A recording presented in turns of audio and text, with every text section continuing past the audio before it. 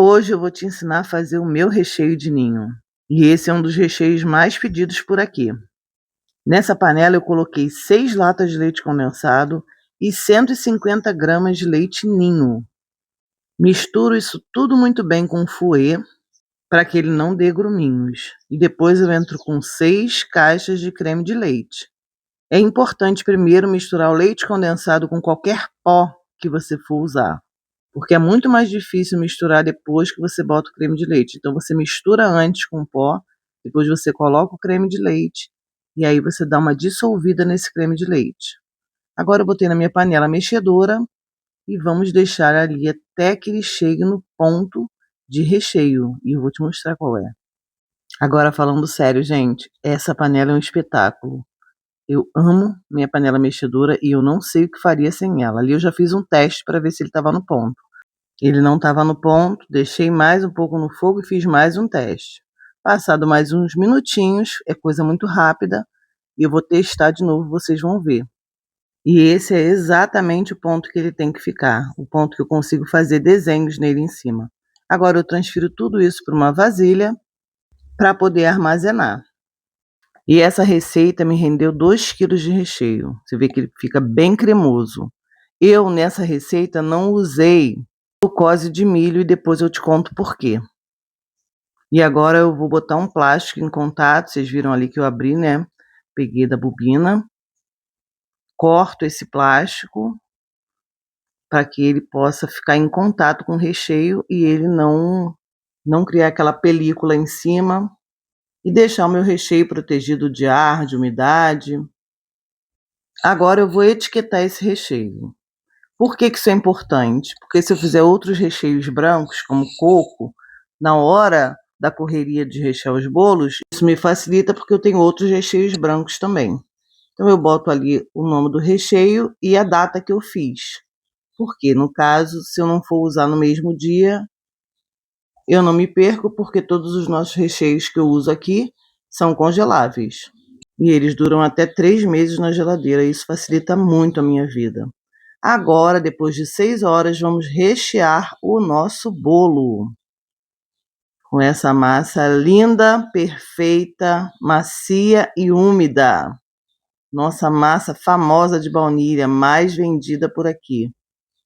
Eu uso 2 formas para rechear bolos. Uma delas é em cima da balança, que eu gosto muito. Eu usei o nivelador para cortar o disco do bolo, coloquei dentro do saquinho, coloquei dentro da forma com acetato. Ficou difícil de entender? Olha o nosso recheio cremosão aí, gente. Que delícia! Meu Deus. Eu fico aguada recheando meus bolos, gente. Essa forma de rechear bolo em cima da balança, para mim, otimiza demais o meu tempo. Porque ali eu sei a quantidade certinha de recheio que eu tenho que colocar e depois eu não fico na dúvida se eu coloquei muito, se eu coloquei pouco. Então, como esse recheio é um recheio de ninho com geleia de morango, eu tive que usar também um saquinho de confeitar para poder fazer a barreirinha ali na lateral do bolo, para não correr o risco da geleia vazar. Então eu faço a barreirinha e tasco geleia no bolo. Vocês perceberam que eu molhei bem pouco essa massa? Porque essa geleia ela solta um líquido ainda que umedece mais ainda essa massa. Então, um bolo com geleia de morango você tem que ter muito cuidado na hora de rechear. Ou não molhar, ou molhar muito pouco, porque a geleia vai umedecer o teu bolo. E se você molhar esse bolo demais, ele vai desmoronar. Experiência própria. Agora eu entro com minha outra camada de bolo e dou mais uma molhadinha, como vocês viram, bem pouco.